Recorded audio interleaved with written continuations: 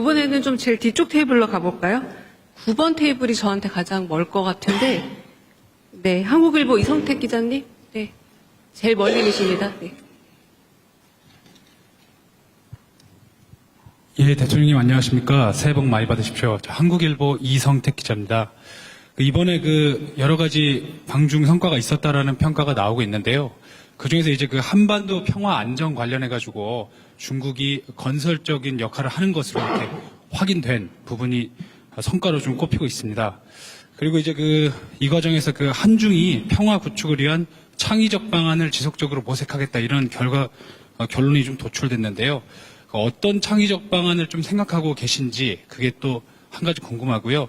또 이거 연관된 질문인데 이번에 한중 정상회담 결과에서 한반도 비핵화 관련해서는 언급이 나오지가 않았습니다. 그래서 이걸 두고서 오히려 북한을 대화의 장으로 이끌기 위한 전략이라는 평가도 있고 아니면은 중국의 한반도 비핵화 의지가 후퇴됐다 이런 상반된 평가도 있는데요. 비핵화가 공식적으로 거론되지 않은 이유 그리고 두 정상께서 한반도 비핵화 관련해 가지고 어떤 인식을 좀 모으셨는지 들어보고 싶습니다. 정상 간의 대화의 가장 중요한 부분은 구체적 사안에 대한 해법 이런 것도 있겠지만 더 중요한 것은 신뢰죠. 시 주석께서도 그런 말씀을 하시더군요. 말은 쉽게 할 수 있다. 행동은 쉽지 않다. 제가 자주 하는 얘기이기도 하죠. 말이야 누가 못합니까? 다리라도 따다 줄 수 있지만 결국은 신뢰는 그렇게 쉽게 말로 확보할 수 있는 게 아니다. 한중 관계의 가장 기본적인 과제는 신뢰 회복이라고 생각해요. 정말로 상대 국가를 또 상대 국가 국민들을 인정하고 존중하느냐. 막 혐오하고 증오하면서 무슨 대화가 되겠습니까? 거래야 있을 수 있겠지만 거래는 누구나 할 수 있죠. 그러니까 대화하고 소통하고 서로 존중하면서 쌍방이 모두 도움되는 일을 찾아가는 것은 그렇게 쉬운 일은 또 아닙니다. 국가 간 관계라고 하는 것도 차이가 있지요. 다른 점도 있고 서로 마음에 안 드는 점도 있고 또 공통의 과제도 있고 또 서로 함께 좋아하는 점도 있겠죠. 그러나 그 차이들은 좀 줄여나가고 또 갈등적 요소는 또 최소화하고 이해하려고 노력하고 또 상대의 입장을 존중하고 또 공통으로 추구하는 가치들에 대해서는 또 함께 힘써 노력하고 또 이러다 보면 관계는 개선이 되겠죠. 큰 방향이 어긋나는 쪽으로 가느냐 또 함께하는 쪽으로 가느냐 이 방향이 중요하지 않습니까? 그 방향에서 제일 크게 영향을 미치는 것은 결국 정상 간의 신뢰 그리고 아주 근본적으로는 각국 국민들의 마인드겠죠. 싫어하는 마인드를 갖느냐 아니면 공감하고 존중하는 마인드를 갖느냐 중요합니다. 저는 한국과 중국이 정말로 떨어질 수 없는 이웃이고 우리 입장에서 보면 중국은 세계 최대 거대한 시장이죠. 좀 무한한 가능성을 가진 땅입니다. 거기를 왜 우리가 배척합니까? 거기를 빼놓고 뭐하러 저기 멀리 가서 고생합니까? 물론 먼 곳도 버릴 것은 아니지만 가까운 곳에 저 거대한 가능성 잠재력을 방치하거나 아니면 심지어 배척할 필요는 없죠. 국가 지도자가 그런 행태를 보이면 국민들이 고생하지 않습니까? 기업들이 고생하죠. 그래서 이번 정상회담에서는 한중 간의 신뢰 회복, 또 한국과 중국 국민들 간의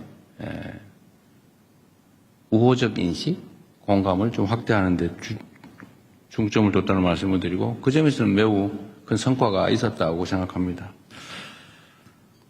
당연히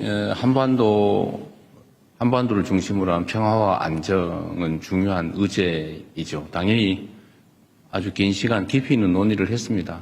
그러나 이게 우리가 있는 얘기를 모두 대외적으로 공개를 하는 게 바람직할 때도 있고 또 그게 불필요한 오해를 낳을 수도 있거나 뭐 이렇기 때문에 일부만 얘기하는 겁니다. 한반도 평화와 안정이 중국에게도 매우 중요한 관심사라는 점은 당연히 공감했습니다. 우리 대한민국 입장에서도 국가 존속의 문제, 또 대한민국 성장 발전에 크게 영향을 미치는 중요 의제인 건 또 명백하죠. 제가 중국 측에 요청을 한 게 있습니다. 북한의 핵 문제를 포함해서 한반도의 이 문제에 대해서 좀 중재 역할을 좀 해주면 좋겠다. 우리는 모든 통로가 막혔다. 신뢰가 완전히 제로일 뿐만 아니라 적대감만 있다. 그래서 우리는 노력하지만 지금 현재는 완전히 차단된 상태라서 소통 자체가 안 되니까 중국이 그 중재자 역할을, 평화의 중재자 역할을 좀 해주면 좋겠다. 이렇게 얘기했습니다. 시 주석께서는 지금까지 노력을 평가하고 인내심을 가질 필요가 있다. 이런 얘기를 했습니다. 인내심에 관한 얘기는 시 주석뿐만 아니라 이창 총리도 똑같은 얘기를 하더군요. 인내심 얘기를. 그 말이 맞습니다. 우리가 꽤 오랜 시간 동안에 북한에 대해서 군사적 공격 행위를 했지 않습니까? 사실. 북한에서는 엄청 불안했을 겁니다. 우리가 상대와 대화하려면 상대의 입장을 이해해야죠. 또 우리 북한 편들었다고 종북이라고 할 겁니까? 그러니까 이건 냉정한 현실이죠. 아마 엄청난 경계심과 적대심을 유발했습니다. 대화가 쉽지 않죠. 꽤 오랜 시간 그렇게 싸워온 업보라고 할까? 싸워온 적대가 있기 때문에 여기에 완화돼서 좀 대화가 시작되려면 많은 시간과 노력이 필요합니다. 그리고 주변의 역할도 필요하죠. 중국에 그 부탁을 했고, 중국은 어쨌든 그 역할에 대해서 노력해보겠다고 합니다. 한반도 핵 문제도 당연히 심각하게 논의하죠. 제가 얘기한 건 그런 겁니다. 서로 상대방이 결코 받아들일 수 없는 이야기를 주장만 하면 아무것도 이루어지지 않는다. 그리고 현실에 입각해서 서로가 수용할 수 있는 합리적인 안을 도출해야 한다. 주변 국가든 북측이든 우리 한국이든 다 수용할 수 있는 방안을 찾아내야 된다. 그래서 하나의 공감할 수 있는 사안은 있죠. 예를 들면 북측 입장에서는 체제 안전, 그리고 여기에 미국의 역할이 중요하다. 이거 중국 최고 지도자 모두가 똑같이 얘기하는 겁니다. 뭐 우리도 알고 있죠. 북미 관계가 중요하고 또 북측 입장에서는 여기서는 체제 안전의 문제가 제일 중요하다. 뭐 모두 알고 있는 사실입니다. 여기서 제가 좀 추가로 얘기한 거는 이런 거죠.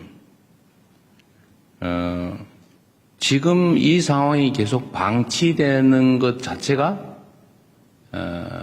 동북아 또는 전 세계의 손해다. 어떤 손해냐? 끊임없이 핵무기는 추가 생산되고 있다. 끊임없이 대륙간 탄도 미사일 기술은 개선되고 있다. 체제 유지에, 체제 보호에 필요한 만큼의 생산이 이루어진 다음에 추가 생산되는 핵무기는 아마 국경 밖으로 유출될 가능성이 높아진다. 그게 전 세계의 평화와 안정에는 위해인 게 분명하죠. 그게 누구에게 도움이 되느냐? 아무에게 도움이 안 되죠. 또 한반도는 장기적으로는 비핵화해야 되지만 북한 정권 입장에서 지금 핵을 없애는 걸 동의할 수 있겠냐? 뭐 그렇게 하면 좋지요. 근데 되겠냐? 수용할 수 있을까? 제가 보기에는 불가능하다고 생각됩니다. 그러면 그럼 방치할 거냐? 결국 여기서 실현 가능한 모두에게 도움되는 길을 찾아내야죠.